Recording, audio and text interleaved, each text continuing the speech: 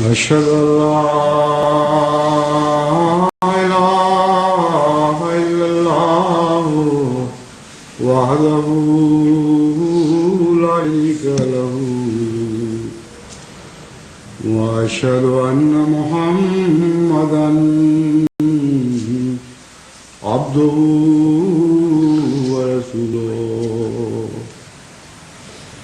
أما بعد فأعوذ بالله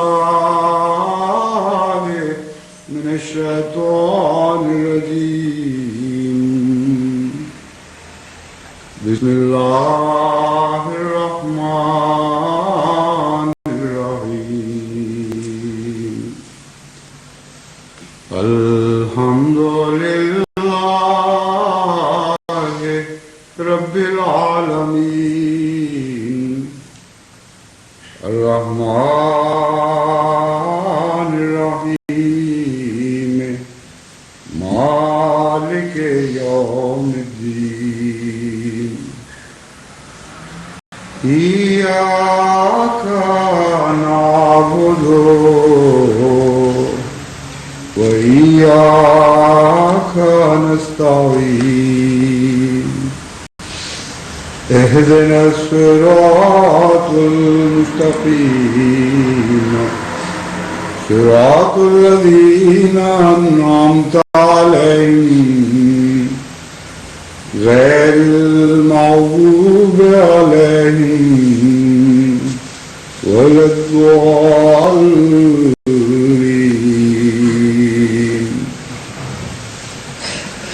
يا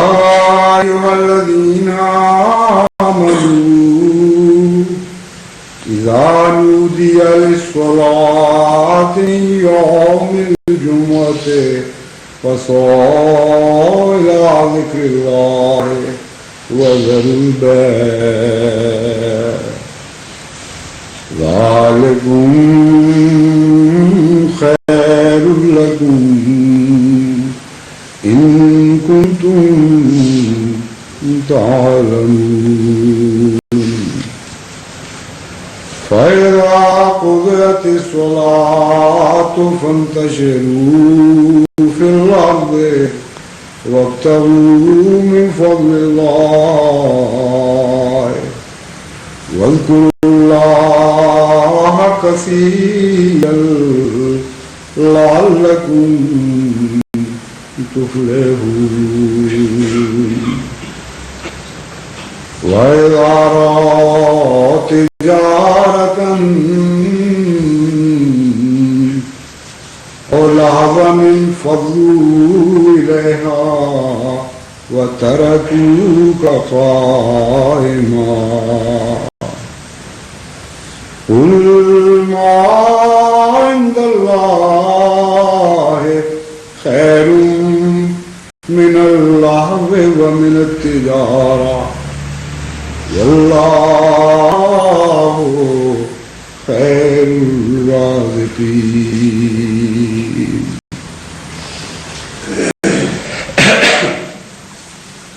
یوں تو ہر جمعہ بہت مبارک ہوتا ہے اور مومن کی زندگی کے لیے ایک خاص برکتوں کا دن ہے. بہت سے فضل جمعہ کے ساتھ وابستہ ہیں، بہت سی برکات جمعہ کے ساتھ وابستہ ہیں، اور حضرت صلی اللہ علیہ وآلہ وسلم کے ارشادات کے مطابق جمعے کے بعد سورج کے غروب سے پہلے بعض ایسی گھڑیاں بھی آتی ہیں جمعہ کے دن کہ جن کو نصیب ہو جائیں ان کے مقدر جاگ اٹھتے ہیں. ایسی گھڑیاں بھی آتی ہیں جن میں غیر معمولی طور پر اللہ تعالیٰ کی طرف سے دعائیں مقبول ہوتی ہیں. یہ جو حدیث میں خوشخبری دی گئی ہے اس کی بنیاد بھی سورہ جمعہ میں موجود ہے. فَإِذَا قُضِيَتِ الصَّلَاةُ فَانتَشِرُوا فِي الْأَرْضِ وَابْتَغُوا مِنْ فَضْلِ اللَّهِ.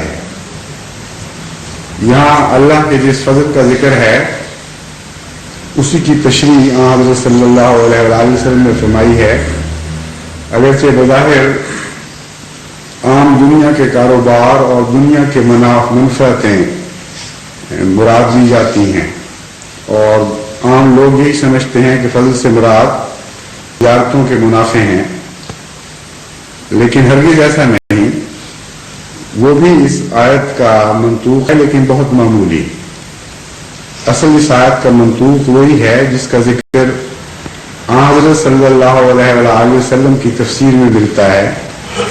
کہ جمعے کے بعد اللہ تعالیٰ کے خاص فضلوں کا نزول ہوتا ہے، اور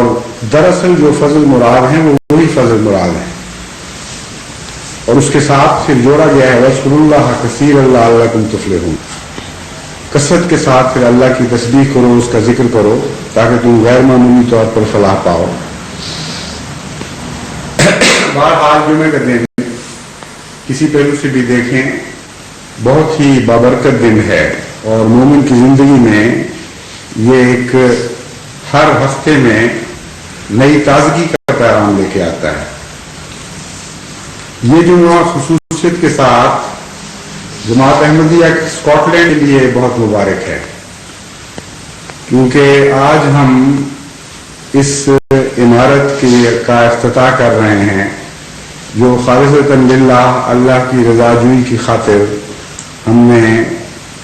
بہت مدت کے انتظار کے بعد حاصل کی ہے۔ جماعت احمدیہ اسکاٹ لینڈ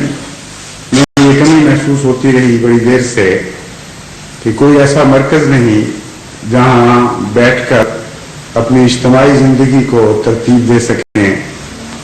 اور ایسی مرکزیت عطا ہو جائے اس علاقے کو جہاں جماعت اکٹھی ہو اور پھر مل کر خدا کی رضا کی خاطر اس کے دین کی ترقی کے لیے منصوبے بنائیں اور اس مرکز کے گرد ہماری اجتماعی زندگی گھومنے لگے۔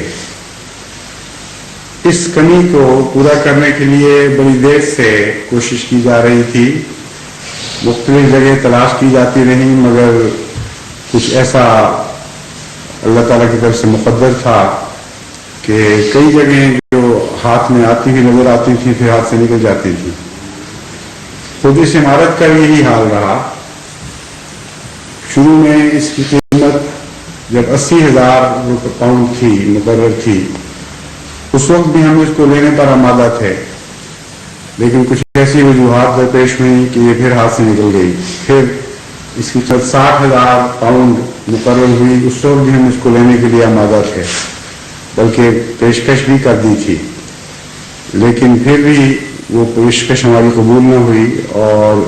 بظاہر یہی سمجھا گیا کہ اب یہ عمارت ہاتھ سے نکل گئی ہے۔ پھر اس کی 40,000 قیمت مقرر ہوئی اور اس وقت بھی ہم لینے پر آمادہ تھے، اور 40,000 پاؤنڈ جو ہم نے پیشکش کی تو وہ بھی نامنظور ہو گئی اور پھر یہ ہاتھ سے نکل گئی۔ مختلف وقتوں پہ جب 60,000 تھی، غالباً اس وقت 55,000 ہماری طرف سے پیشکش ہوئی تھی۔ مختلف وقتوں میں یہ عمارت ہمارے قریب بھی آتی رہی اور دور بھی ہٹتی رہی۔ چنانچہ ایک وقت پہ جب دوست کچھ گھبرا گئے، انہوں نے کہا کیا کیا جائے، تو اللہ تعالیٰ نے فضل فرمایا، اس وقت میرے منہ سے یہی بات نکلی، میں نے کہا آپ فکر نہ کریں، جتنی ابتدائی قیمت تھی اس سے زیادہ نہیں ہمیں دینی پڑے گی، آپ انتظار کریں۔ چنانچہ گھوم گھام کے یہ عبارت بالآخر جماعت احمدیہ کے پاس پہنچ گئی، اور اب ہمیں اس کی قیمت 35,000 پاؤنڈ دینی پڑی ہے۔ اگرچہ ظاہری طور پر اس کی حالت بہت خراب ہے، جس کمرے میں آپ یہاں جس ہال میں کہنا چاہیے، کافی وسیع کمرہ ہے، اور میرا خیال ہے یہاں اگر مسجد یہ بھرا ہو حال ہو تو تقریباً 200 نماز پڑھ سکتے ہوں گے یہاں۔ اسی طرح کے ایک ہال اوپر ہے، تو ظاہری طور پر جس ہال میں آپ بیٹھے ہوئے ہیں اس کی حالت تو آپ کو خراب نظر نہیں آ رہی، لیکن امر واقعہ یہ ہے کہ جماعت نے بہت محنت کر کے اسے اس قابل بنایا ہے کہ یہ اچھا دکھائی دے رہا ہے، ورنہ جس جگہ ابھی جماعت احمدیہ کے کام کرنے والے رضاکار کام نہیں کر سکے، اس جگہ کو آپ جا کے دیکھیں تو بہت ہی خستہ حالت میں ہے یہ عمارت، یا خستہ حالت میں تھی۔ انشاءاللہ تعالیٰ آپ دیکھتے دیکھتے اس کے رنگ بدلنے لگیں گے۔ اسی قسم کا ایک ہال اوپر بھی ہے، اس سے بھی اوپر ایک منزل ہے، وہاں بھی کمرے ہیں بہت سے، اور خرچ تو کرنا پڑے گا، کچھ محنت کرنی پڑے گی مزید، لیکن امید رکھتا ہوں میں اللہ کے فضل کے ساتھ کہ انشاءاللہ تعالیٰ یہ عمارت جماعت کی فوری موجودہ ضرورتوں کو بھی پوری ہو سکے گی اور آئندہ چند سال تک بھی ہمیں ضرورتیں پوری کرتی رہے گی۔ جو انجینئر میں نے بھجوائے تھے دیکھنے کے لیے، وہ یہ کہتے تھے کہ عمارت کو ہم نے دیکھا ہے خوب اچھی طرح، ہر فنی نقطہ نگاہ سے اس کی پڑتال کی ہے۔ اس کا جو ملبہ ہے صرف ٹھوس پتھر کا ملبہ، وہی موجودہ جو قیمت ہمیں دینی پڑ رہی ہے اس سے زیادہ قیمت کا ملبہ ہے، اور یہ جو موقع ہے یہ اتنا اچھا ہے کہ اگر یہاں چٹیل زمین بھی 35,000 پاؤنڈ میں مل جاتی تو وہ بھی ایک اچھا سودا تھا۔ اس لیے اس عمارت کو تو آنکھیں بند کر کے لے لینا چاہیے۔ اور جہاں تک جماعت کی ضروریات کا تعلق ہے، اگرچہ موجودہ حالت میں جماعت کی تعداد تھوڑی ہے اور بظاہر اتنی بڑی عمارت کی ضرورت نہیں، مگر ضرورتیں پھیلتی جاتی ہیں، اس لیے مشورہ یہی تھا کہ بہرحال اس موقع کو ہاتھ سے نہیں ہونا چاہیے۔ چنانچہ ان امور کے پیش نظر فیصلہ تو بہت دیر سے تھا، لیکن ہر منزل پر آ کر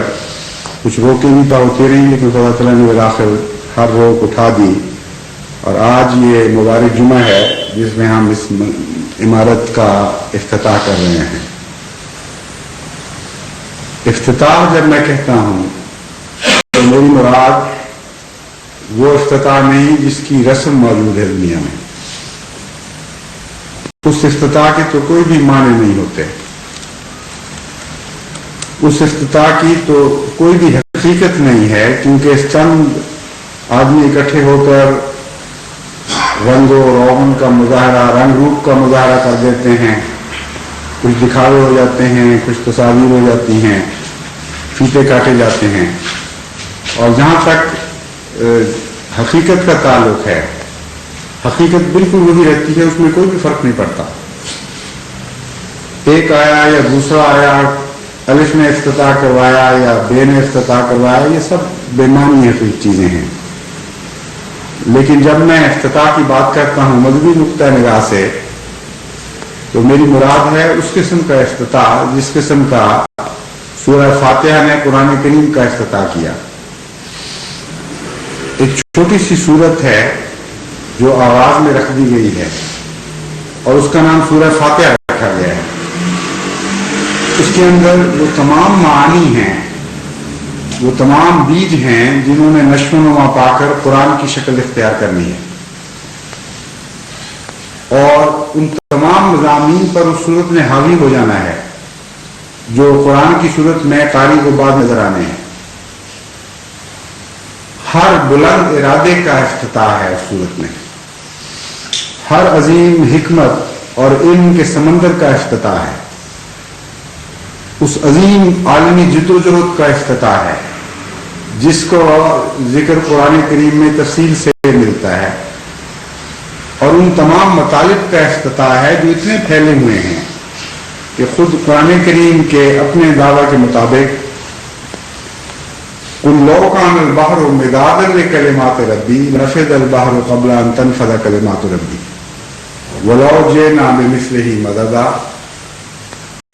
کہ ایسے بے انتہا مطالب ہیں ان کلمات میں محمد مصطفیٰ صلی اللہ علیہ وآلہ وسلم پر نازل ہو رہے ہیں کہ اے محمد تو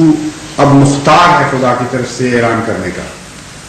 قُلْ لَوْ كَانَ الْبَحْرُ مِدَادًا لِكَلِمَاتِ رَبِّي، کہہ دے ان سے کہ اگر سارے سمندر بھی ان کلمات کو لکھنے لگیں